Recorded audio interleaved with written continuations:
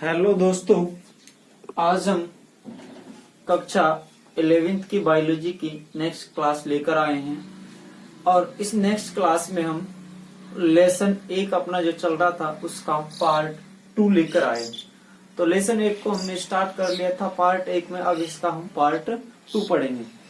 तो इधर देखिए दोस्तों कि हमने जो पिछली क्लास में जो पढ़ा था वो नामकरण पढ़ लिया था कि किसी जीव को एक निश्चित वैज्ञानिक नाम प्रदान करने की क्रिया है, वो उसकी क्या कहलाती है? नामकरण कहलाती है। क्योंकि उसको भिन्न भिन्न भाषाओं में भिन्न भिन्न नामों से जाना जाता है। इस भ्रम को दूर करने के लिए किसी जीव को एक निश्चित वैज्ञानिक नाम प्रदान करने की जो क्रिया है वो दोस्तों क्या कहलाती थी? नामकरण कहलाती थी।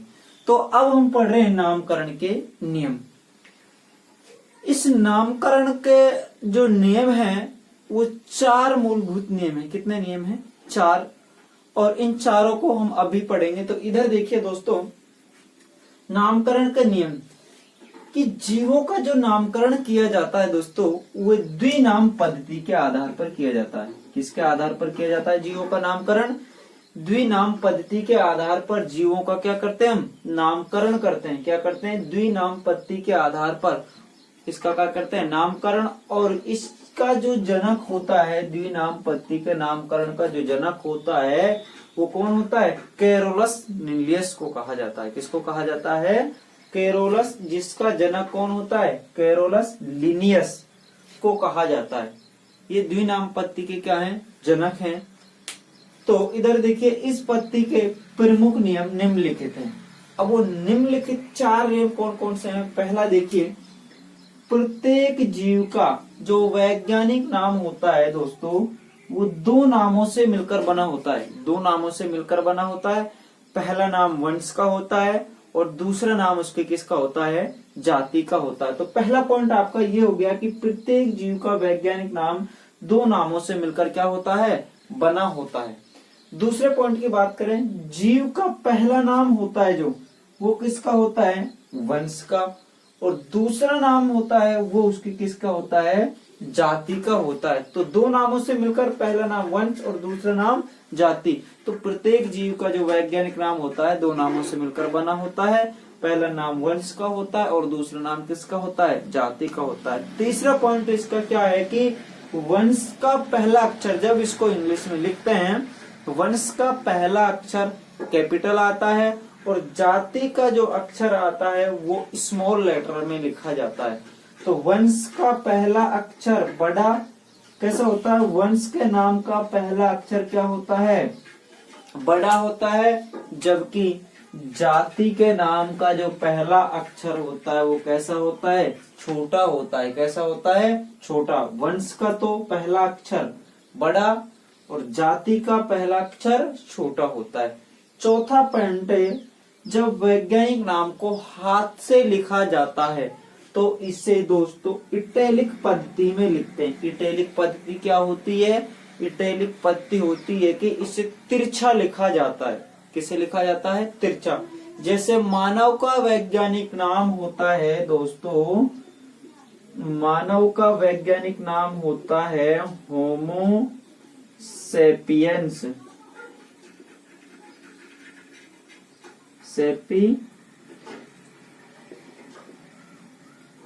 ये मानव का वैज्ञानिक नाम होता है। क्या होता है?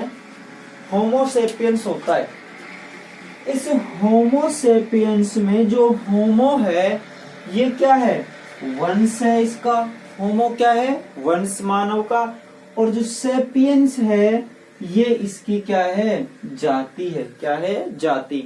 अब हम इसे जब इटैलिक पद्धति में इंग्लिश में लिखेंगे तो इसे दोस्तों तिरछा लिखते हैं। जैसे ऊपर की ओर लिख देते हैं, या फिर इटैलिक पद्धति में तिरछा ना लिखकर एक बार ऐसे लिख देते हैं होमो सेपियंस।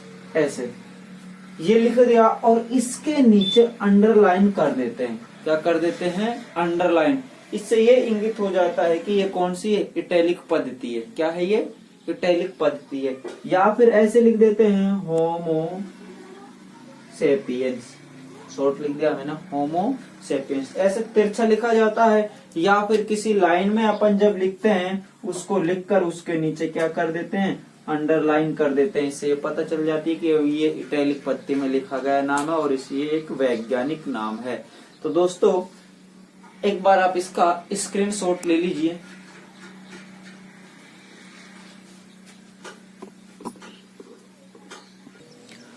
हाँ तो दोस्तों नेक्स्ट जो हम पढ़ रहे हैं, कुछ प्रमुख जीवों के वैज्ञानिक नाम पढ़ रहे हैं। कुछ प्रमुख जीवों के वैज्ञानिक नाम। तो इधर देखिए, पहला वैज्ञानिक नाम है बाघ। हम जानते हैं कि वो क्या होता है, एक राष्ट्रीय पशु होता है। बाघ का जो वैज्ञानिक नाम होता है वो होता है पैंथरा टाइग्रिस। पैंथरा है ये इसमें वंश का नाम है, और जो टाइग्रिस है ये इसके क्या है, जाति है। क्या है, जाति।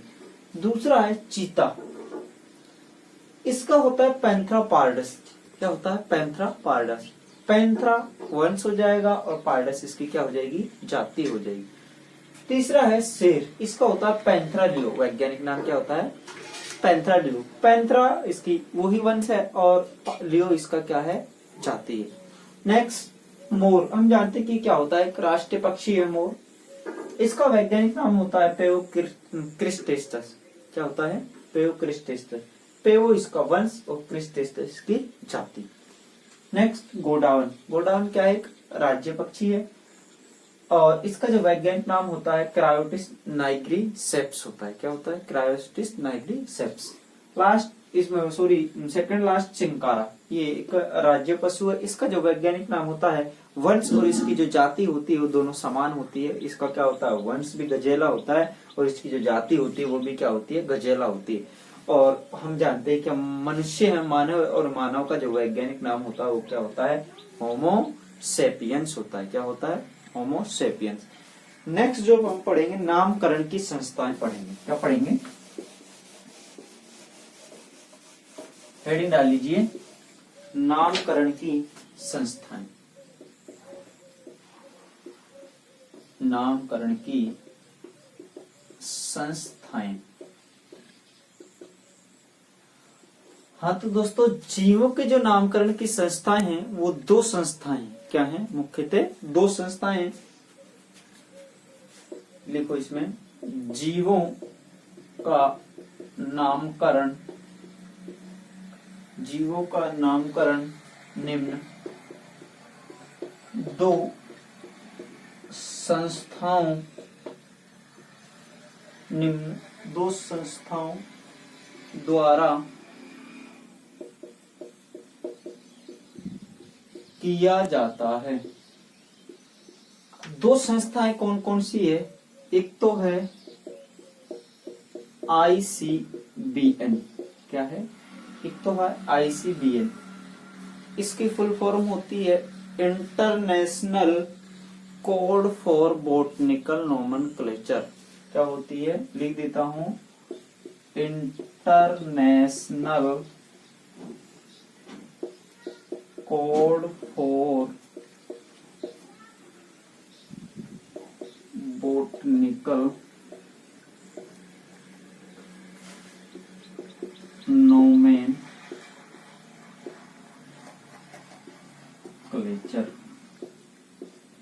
क्या होती है, international code for botanical nomenclature. एक तो ये संस्था है, ये क्या है, ये संस्था पादपों के नामकरण के लिए है। पादपों का जो नामकरण करती है वो कौन करता है, ICBN करती है। दूसरी जो जंतुओं का नामकरण करती है वो आपकी है ICZN। क्या है, ICZN, international code for zoological nomenclature. ये इसका क्या होता है, फुल फॉर्म होती है इसकी। ICBN हो गया और ICZN हो गया। तो इसकी दो संस्थाएं होती हैं। दूसरी जो संस्था है इसकी फुल फॉर्म होती है, इसके सामने लिख देता हूं, international code for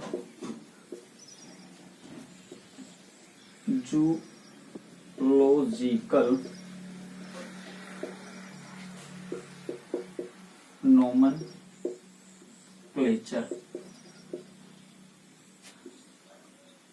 Noman clutcher.